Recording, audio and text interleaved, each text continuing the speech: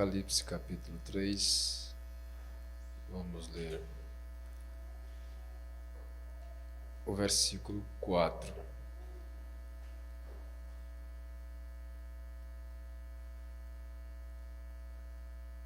Apocalipse 3, versículo 4. Mas também tens em Sardes algumas pessoas, talvez na sua Bíblia esteja escrito alguns nomes, algumas pessoas que não contaminaram suas vestes e comigo andarão de branco, porquanto são dignas disso. Não contaminaram suas vestes. Alguns. Você já entende que são poucos, né? Quando diz alguns, poucas pessoas que não contaminaram suas vestes. E comigo andarão de branco, porquanto são dignas disto. Mais uma vez, Senhor, nós pedimos que o Senhor nos dê o entendimento do que vamos tomar na mensagem que o teu mensageiro, o profeta, trouxe para nós. Em nome de Jesus Cristo. Amém. Os irmãos podem assentar, nós vamos continuar com o estudo da Era de Sardes. A Era de Sardes é a quinta, A quinta era da igreja. Na página 234 do livro, a mensagem avulsa, parágrafo 67. Inclusive, na tradução que o irmão Brana usou, está escrito nomes. Tens em Sardes alguns nomes. Bom lembrete ali, né? Era de Sardes, então, mensageiro Martim Lutero. Aquela ali é a duração da era? Ou é a idade de Martim Lutero? É a idade de Martim Lutero, né?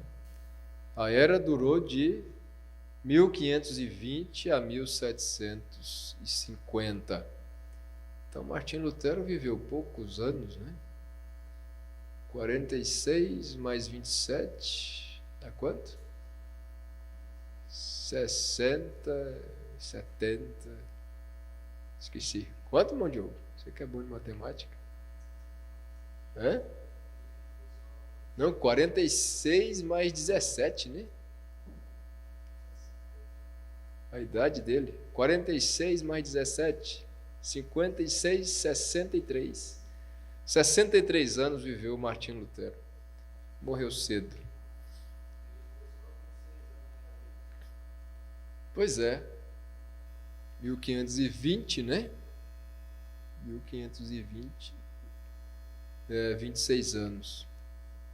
26 anos. A era começou em 1520. Ele já estava um pouquinho avançado na idade, né? 43 anos. E então ele morreu em 1546 e a era continuou até 1750. Olha lá. Vai dar para crescer? Para ver aí?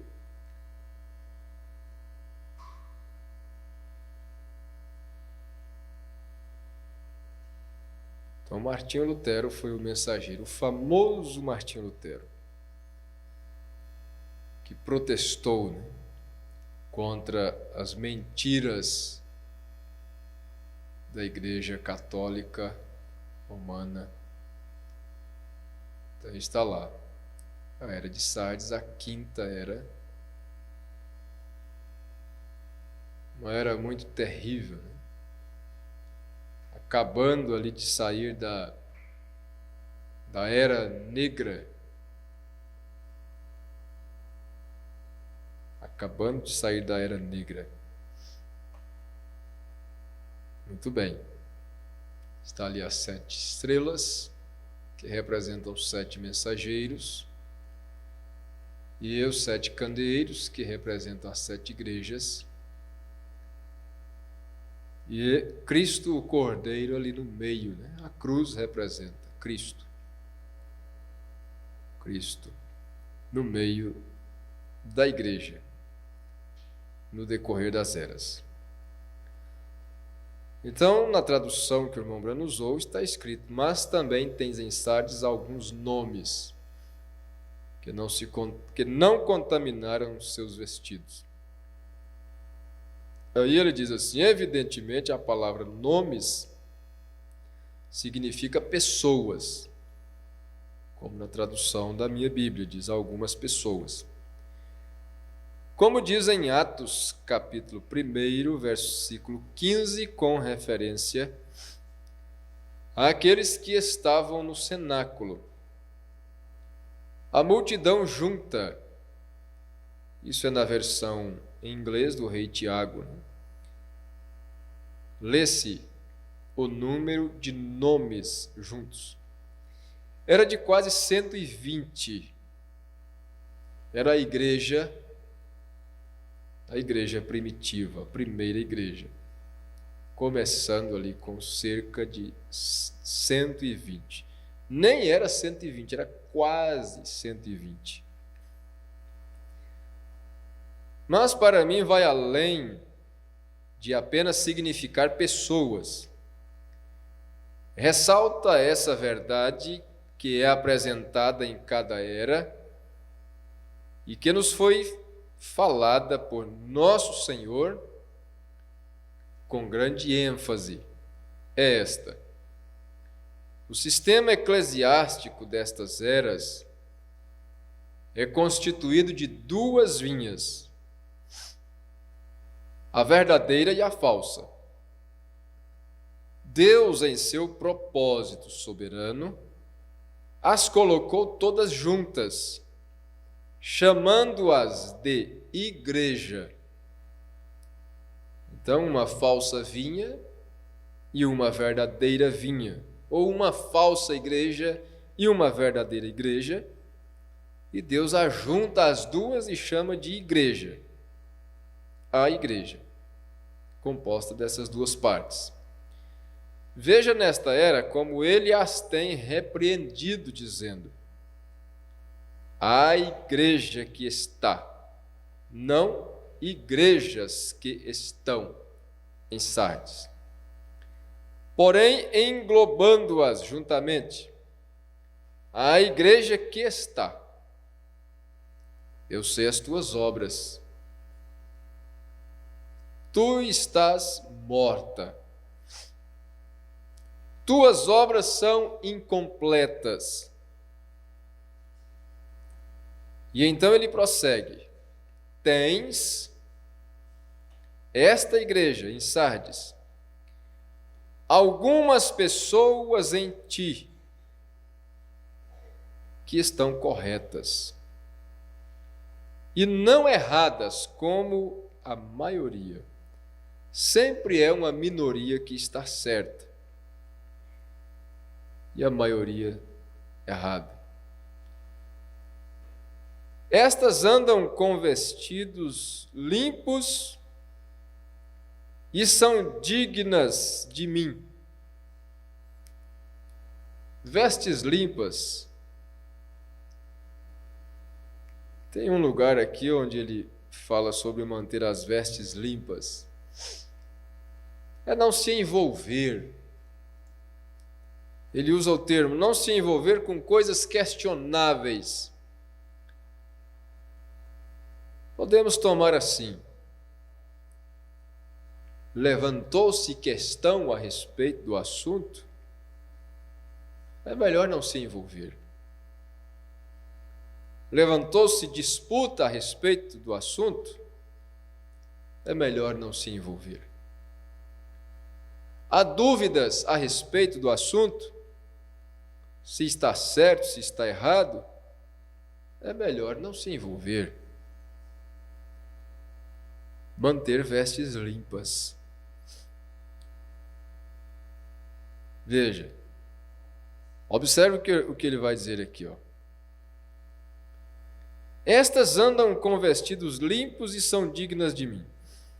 Agora, estas pessoas que eram os verdadeiros santos de Deus, andavam agradando ao Senhor em tudo.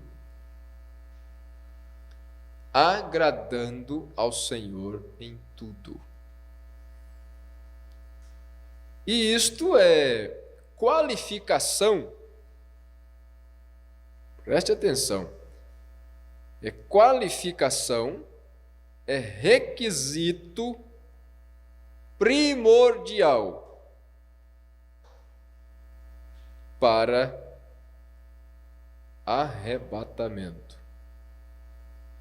Nunca devemos esquecer disto. Requisito primordial. Se queremos estar no arrebatamento, é agradar ao Senhor.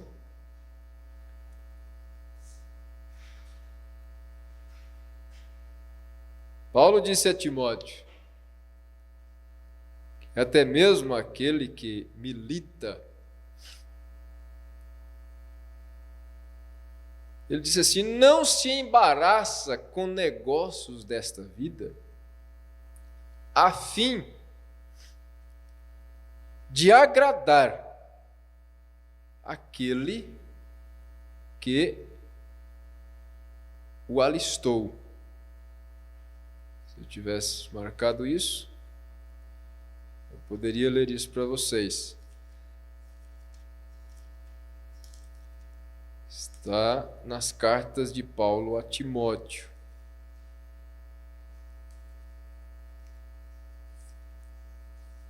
Deixa eu ver aqui. Isso é manter as vestes limpas. Não se embaraçar. Não estar enredado, misturado, coisas confusas. É a segunda carta a Timóteo, capítulo 2, versículo 4. Olha, deixa eu ler o 3, porque o 3 diz assim, ó, sofre, pois, comigo as aflições, como bom soldado de Jesus Cristo. Que convite, hein? Que convite de um pastor para suas ovelhas. Convite para sofrer. Sofre comigo. Isso era Paulo.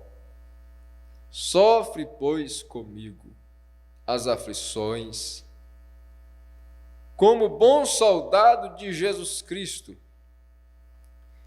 Ninguém que milita se embaraça com negócios desta vida, a fim de agradar àquele que o alistou para a guerra. Agradar. Essa palavra não pode ser esquecida, porque Hebreus capítulo 11, versículo 5, nos diz que Enoque foi trasladado, foi arrebatado sem ver a morte, porque alcançou testemunho de que agradara a Deus.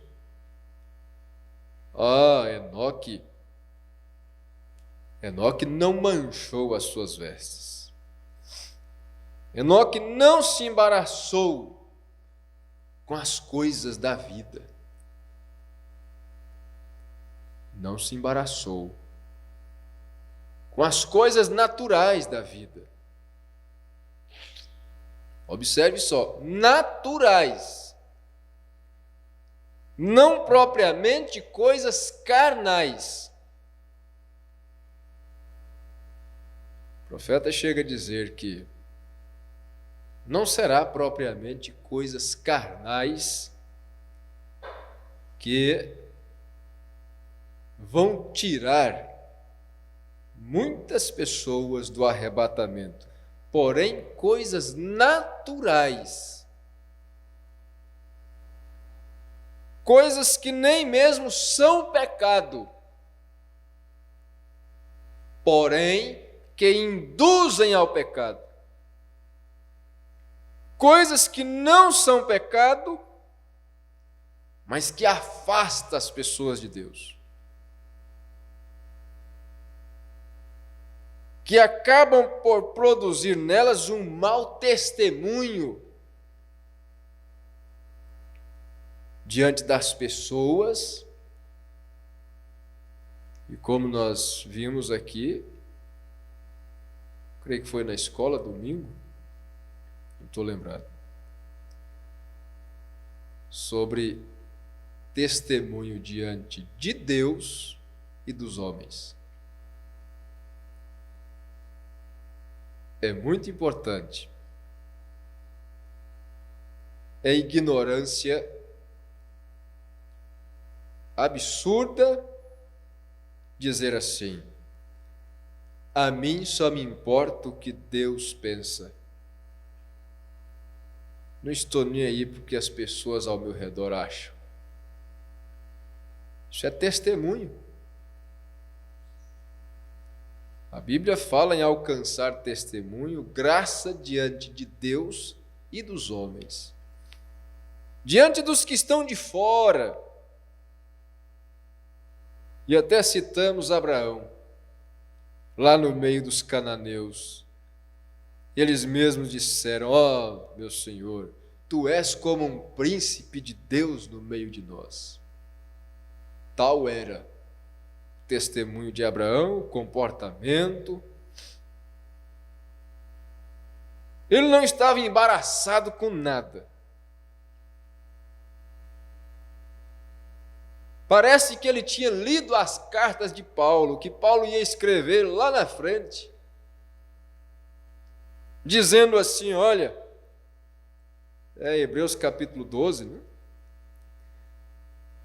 Deixemos, pois, todo o embaraço e o pecado que de perto nos rodeia e corramos com paciência a carreira que nos está proposta, olhando para Jesus, autor e consumador da fé, o qual pelo gozo que lhe estava proposto, suportou a cruz. Sofre, pois, comigo as aflições como um bom soldado. E não se embarace com os negócios desta vida, com as coisas naturais, que acabam por produzir contendas, falatórios, confusão, mau testemunho, e por aí vai, né? Mas aqueles poucos que restaram em Sardes eram os verdadeiros santos de Deus, que andavam agradando ao Senhor em tudo. Suas vestes estavam limpas. Você sabe que naqueles dias as vestes arrastavam ao longo da estrada. O povo se vestia, né? Tanto homens como mulheres se vestiam. Elas não se despiam, mas elas se vestiam. Suas vestes arrastavam ao longo da estrada. e pegavam sujeira. Hoje está mais fácil, né? Andar com a veste limpa. Elas não arrastam lá embaixo para sujar, né? Está lá em cima. Veja, elas arrastavam ao longo da estrada, pegavam sujeira e contaminação. Estes estavam vigiando, os crentes, os santos, estavam vigiando como andavam, para que não fossem corrompidos pelo mundo. Eles observavam sua maneira de andar. A maneira de andar.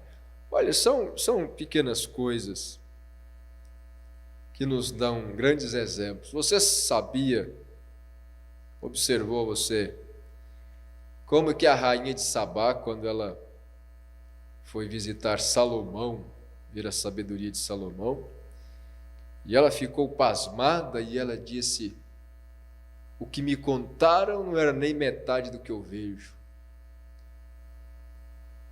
E a Bíblia diz que ela observou a forma como os servos de Salomão andavam, como eles se assentavam e como eles se levantavam. Olha só, jeito de assentar, jeito de levantar. Prudência, zelo.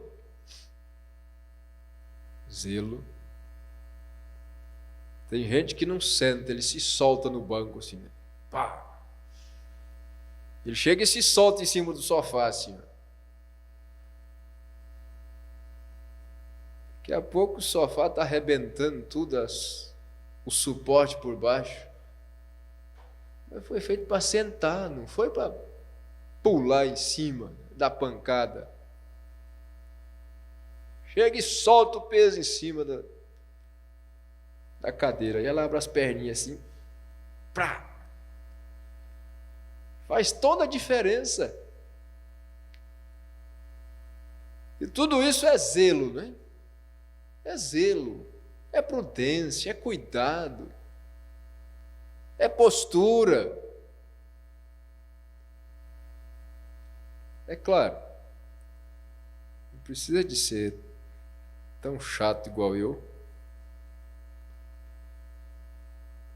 Eu não gosto de pôr um copo num lugar e ele fazer barulho.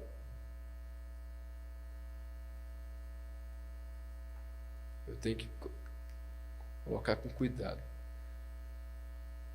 Se tem uma coisa que me irrita, é ir lá no filtro, no bebedor, pegar água e despejar assim, abrir a torneira e deixar a água fazendo barulho, despejando dentro do copo. Eu tenho que colocar o copo bem encostadinho para ela escorrer no copo assim, sem fazer barulho. Pensa no indivíduo. Mas isso aí é rabugice já, né? Tudo bem. Mas a rainha de Sabá observou como que eles andavam, como que eles chegavam diante do rei, como que eles se assentavam, como que eles levantavam. E ao ver aquilo, ela disse: verdadeiramente, é muito mais do que me contaram. Tua sabedoria, tua prudência. Ela observava até o que eles comiam e como eles comiam, tudo mais.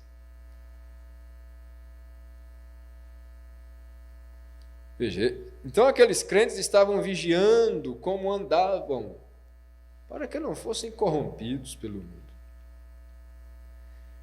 Eles estavam no Espírito e andavam no Espírito.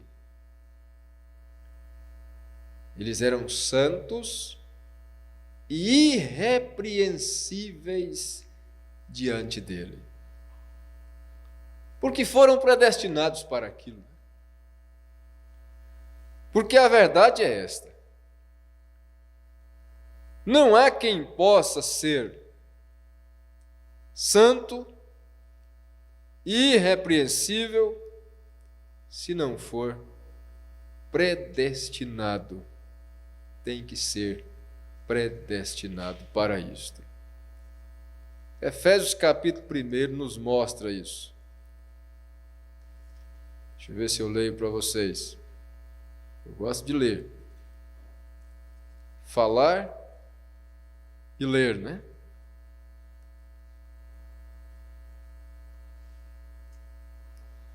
Como dizem, matar a cobra e mostrar o quê? Eu prefiro mostrar a cobra morta. Não é? Que o indivíduo pode mostrar um pau e dizer que eu matei a cobra. Não, mostra a cobra morta. Vai que a cobra ainda foi embora. Mostra ela morta. Então, Efésios capítulo 1, verso 4, diz assim, ó. É eleição, né? Como também nos elegeu nele, antes da fundação do mundo, para que fôssemos santos e irrepreensíveis diante dele em amor. Irrepreensível. Isto quer dizer, uma pessoa que não é digna de repreensão, que não tem necessidade de ser-lhe chamado a atenção. Por isso o apóstolo São Pedro exclamou, parece que Pedro estava desesperado, eu imagino. Talvez ele até falou calmamente, controlado, mas lá no seu interior ele estava gritando. Que pessoas nos convenceram? Que tipo de gente nós temos que ser em santo trato e piedade? Irrepreensível.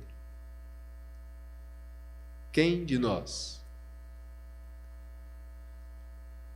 Ah, mas Jesus disse: aos homens isto é impossível, mas a Deus tudo é possível. E Ele faz. E tudo que Deus pede para uma pessoa é porque Ele deu primeiro. Deus não nos pede nada que Ele não nos tenha dado. Quando Ele pediu a Abraão para sacrificar o seu único filho, Abraão tinha o filho que Deus tinha lhe dado. Ele nunca pediu a Abraão para sacrificar um filho antes de lhe dar um filho, enquanto ele não tinha. Ele só pediu depois que ele tinha, depois que ele cumpriu sua promessa de que Abraão teria um filho. Então Deus não nos pede nada que Ele não nos tenha dado. Ah, agora ficou fácil. Viu só? Você vai lendo a Bíblia, vai lendo a mensagem e vai ficando em aperto, e vai indo para o canto da parede. E agora? E agora? De repente, olha a saída. A porta aberta. Interessante é que logo quando nós terminarmos a era de Sardes, nós vamos ver: eis que diante de ti pus uma porta aberta. Na era de Filadélfia. Deixa eu voltar aqui, senão não leio. Agradando ao Senhor em tudo. Eu citei para a irmã companheira do serviço hoje sobre alimentação, sobre comida. Eu disse: olha, as pessoas não levam em conta a Bíblia em tudo nas suas vidas. As As pessoas não prestam atenção que a Bíblia diz assim, ó: não sabeis vós que sois o templo de Deus, morada do Espírito Santo? E se alguém destruir o templo de Deus, Deus o destruirá. Deus o destruirá. Aí eu comecei a citar para ela as porcarias que as pessoas comem, que só destrói o corpo. Então, quando você bebe coca, você está destruindo o templo de Deus. Quando você come maionese, ketchup, né? E todas essas baboseiras que vocês acham gostoso, está destruindo o templo de Deus.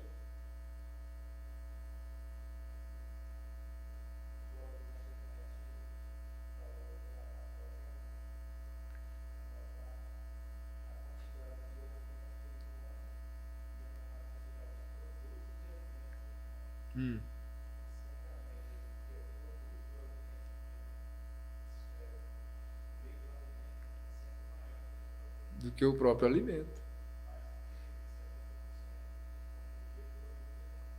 Ou seja, que não é necessário, né? Não é o alimento.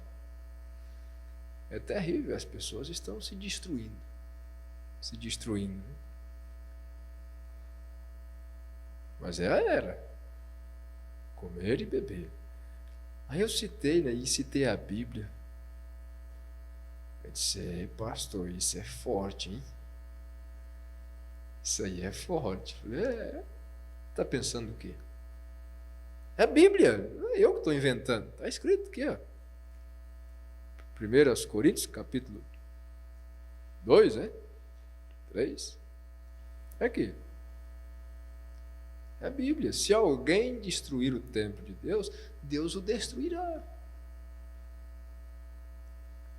E é tanta coisa, né? E a gente não dá conta de tudo. Mas a gente tem que pelo menos esforçar, fazer esforço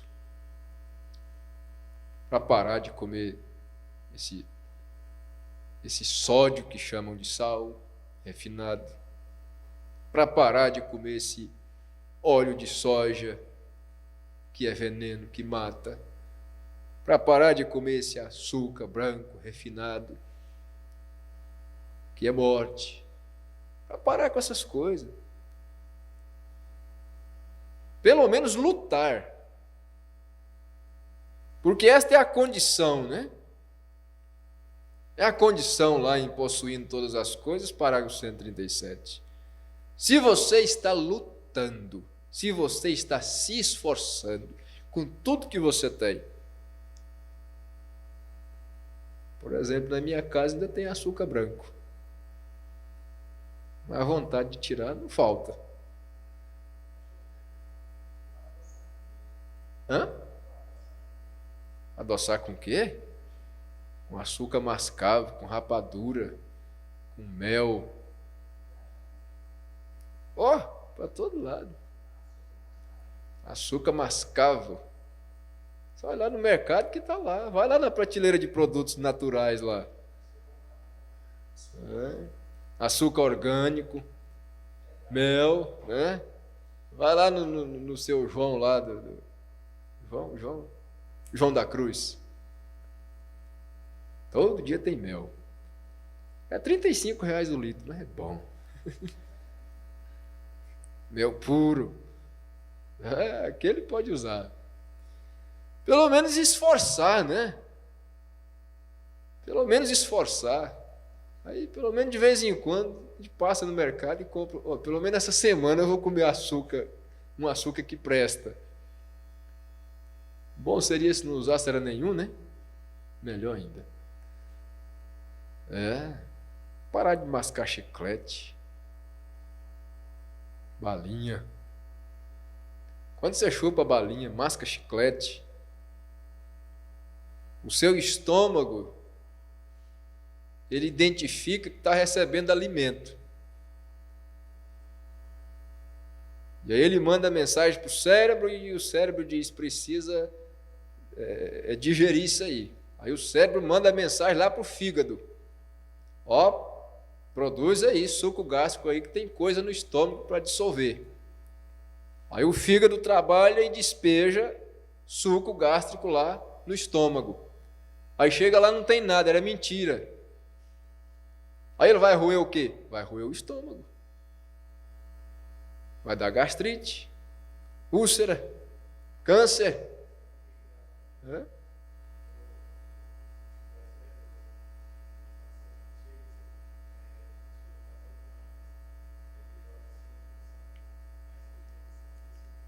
Aí. Mas só complicando, né? Mas só complicando. É tanta coisa que a gente faz. A gente não, que eu não mastigo essas porcarias, né? Tudo destruindo o templo de Deus, destruindo nosso corpo, nossa casa, nossa morada. Engraçado, né? A nossa casa, assim, ó, de tijolo de parede, briga até com as crianças que passam a mão suja na parede. Ninguém pega a marreta e sai quebrando, fazendo buraco na casa, no piso, deteriorando, estragando. Mas com o corpo, taca tudo, enfim, para desmanchar, para esburacar, para... Tudo. Sente uma dorzinha de cabeça, toma diclofenac. Toma... Como é que é o nome? Não, aquele forte lá que... Tosilax, sei lá. Toma aquilo lá. Em vez de descobrir por que a cabeça está doendo e resolver o problema lá que está causando dor de cabeça, não, toma Tosilax. E aí ele vai lá arrebentar os seus ossos, te dá osteoporose depois. Se tiver 40, 50 anos, está com os ossos podres. E os médicos dizendo, você tem que tomar leite, tem que beber leite. Não, agora não é hora mais não, já acabou. Tinha que ter prevenido antes. Agora já apodreceu. Não zelou enquanto estava... Já viu pegar uma árvore podre e tratar dela até ela ficar boa de novo? Não. Já viu tratar? Eles tratam eucalipto aí, mas tratam enquanto ele está sadio, né? Aí trata ele para ele não ter durabilidade. Mas depois que ele apodreceu, não tem tratamento mais não. Acabou. E o tempo também acabou. Suas vestes estavam limpas. Veja. Eles eram santos, irrepreensíveis diante dele. Desse modo eles estavam cumprindo seu propósito, porque é esse que Efésios 1:4, olha, está aqui, diz que é o propósito de Deus para conosco, que fôssemos santos e irrepreensíveis diante dele. Esse é o propósito de Deus para conosco, para as nossas vidas. É isso que Deus quer que nós sejamos. Que nós sejamos pessoas limpas, íntegras, puras, desembaraçadas, não presas ao mundo, santos, irrepreensíveis. Agora, segundo este versículo, que mostra os eleitos de Deus serem alguns nomes, você pode ver claramente o que temos ensinado acerca desta era. Ela foi caótica, ela foi incompleta, ela estava dividida em dezenas de caminhos e Deus a repreendeu quase que na sua totalidade. Ela estava fraca e doentia, prestes a morrer. Não foi a era gloriosa que historiadores protestantes de mente carnal têm tentado torná-la. Um rápido olhar para aquela árvore e ver-se-ia que ela estava gangrenada e com peste, despojada de folhas e destituída de frutos, com exceção de alguns deformados e bichentos, que rapidamente caíam no chão. E olha, interessante, nós não podemos esquecer que Laodiceia recebe uma influência muito grande da quinta era. Estava vendo o pastor Joaquim Gonçalves falando sobre bicho, né? A goiaba, bicho na goiaba. O que importa, o que estraga não é a bicada do sabiá por fora, mas é o bicho lá dentro da goiaba.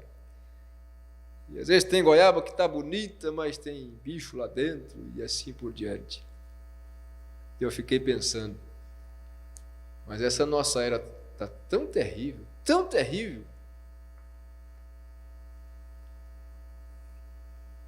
que quando você acha uma goiaba que está bonita mesmo, e que não tem bicho dentro, ela está encharcada de agrotóxico, veneno. Essa é a situação da era. Quando você acha uma que não tem bicho, ela está cheia de veneno. É a nossa era, difícil. E lá naquela era, né, tinha alguns poucos, veja, deformados, bichentos, que rapidamente caíam no chão.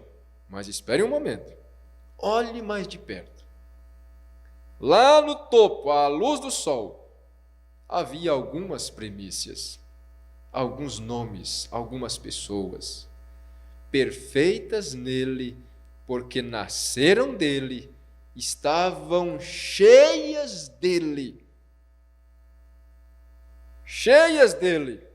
Não foi isso que nós cantamos? Como é que é o hino? Eu quero mais de ti. Cheias dele e andando com ele por sua palavra. Graças a Deus por aqueles poucos. E comigo andarão. É isso que Deus diz que concederá a eles, por este andar correto. Essa é a parte de sua herança que ele reservou para eles.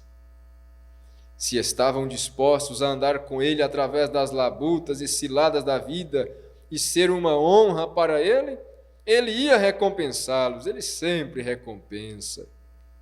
Ele não esquece do nosso trabalho de amor. Deus sempre nos recompensará por nossos esforços em agradá-lo.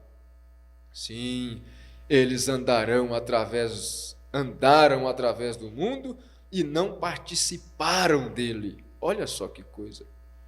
Andar através do mundo e não participar do mundo. Eles não deixaram que os sistemas mundiais os vencessem. Quando os nomes ilustres daquela era renderam-se à lisonja do Estado e escolheram a mentalidade política em vez da mentalidade espiritual e continuaram seu caminho de volta ao mundo, estes poucos defenderam a palavra de Deus e assim honraram o Senhor. Agora, em retribuição, ele os honraria. Honra ao Senhor e ele te honrará, porque eles andarão com ele de branco. Eles se identificaram com ele na terra e agora ele se identificaria com eles na Nova Jerusalém. E quão maravilhosa será essa identificação! Faz-me regozijar e todavia me faz chorar pensar em sua complacência, porque você notará que ele não está vestido de outra cor diferente dos santos, como os líderes terrenos o fariam. Não, eles são como ele é como eles. Eles são como ele, assim como João disse, porque assim como é, o veremos, o veem, porquanto são dignas disto. Você se dá conta de quem está dizendo isto? É Jesus, o digno, ele próprio. Este é o único que é considerado digno de tomar o livro da mão do que está sentado sobre o trono. E agora este digno está dizendo aos seus santos: vocês são dignos, porque se esforçaram para se manterem limpos, separados do mundo, não embaraçados com as coisas do mundo. Aqui está ele, o único qualificado para julgar. Se a gente for discorrer, né? Único qualificado para julgar. E quando ele estava na terra, ele disse: eu não vim para julgar o mundo. Já pensou isso? Único qualificado para julgar, e disse: eu não vim para julgar o mundo. O mundo já tem quem o julgue. E na verdade, todo juízo está entregue a ele. E ele diz: vocês são dignos. Por isso Paulo disse assim: quem tentará acusação contra os escolhidos de Deus? Quem vai tentar acusar? Se ele, que é o único digno, se ele é o único qualificado para julgar, diz: vocês são dignos, vão andar comigo. Quem vai dizer o contrário? Amém. Estas palavras são tão impressionantes quanto as palavras em Romanos 8:33. Deus diz que sou justo. Ali, na branca luz da justiça de Deus, ouça a doce voz de Jesus, enquanto ele diz: estes são meus, eles são justos, eles são dignos, eles comigo andarão de branco. E quem vai dizer o contrário? Oh, que doce voz! Que doce voz tem, meu Senhor, voz de amor tão terna e graciosa, que enche o coração da consolação que só o crente goza. Qual maior prazer que ele ouvir dizer: vem, meu filho, vem escutar o que eu fiz por ti, tudo que sofri na cruz para te resgatar, e assim poder dizer: vocês são dignos, descanse em mim, descanse na minha palavra, descanse na palavra de Deus, descanse no que Jesus diz, não no que as pessoas dizem, não no que o mundo diz, nem mesmo no que a sua mente diz. Sabe por quê? Sua mente está corrompida, está podre, estragada também, por causa da comida errada que você come, que a gente come. Irmão Brana fala isso. Irmão Brana fala isso. Ele disse: essa alimentação errada tem deteriorado o corpo humano, causando tantas enfermidades. Não teria deteriorado também a mente das pessoas, o cérebro das pessoas, fazendo-as se tornarem tão insanas, tão loucas, tão dementes, deprimidas e tudo mais, com tantos pensamentos bestas, com tanta besteira. E ele diz: e nós enchemos a nossa cabeça de tanta besteira. Largue isso para lá, escute o que Jesus tem a dizer. Ele é o único qualificado. Amém? Graças a Deus. Deus continue abençoando a todos. Deus amado, nós te agradecemos. É tão bom, Senhor, nos assentarmos e meditar na tua palavra, ouvir estas coisas maravilhosas. Quem tentará acusação contra os filhos de Deus, é Deus quem os justifica. Isto nos fortalece, isto nos dá ânimo. Como nós te agradecemos, Senhor, por ser um Pai tão bom, que nos toma pela mão e diz: filho, não temas, eu cuido de tudo, eu resolvo tudo, quem decide sou eu, e eu estou dizendo: você vai andar comigo de branco no paraíso. Oh, aleluia! Grande é o Senhor. Obrigado, Pai. Continue com as tuas mãos de misericórdia sobre cada um e falando aos corações dia após dia. Em nome de Jesus Cristo. Amém, Senhor. Amém. Amém. Deus abençoe.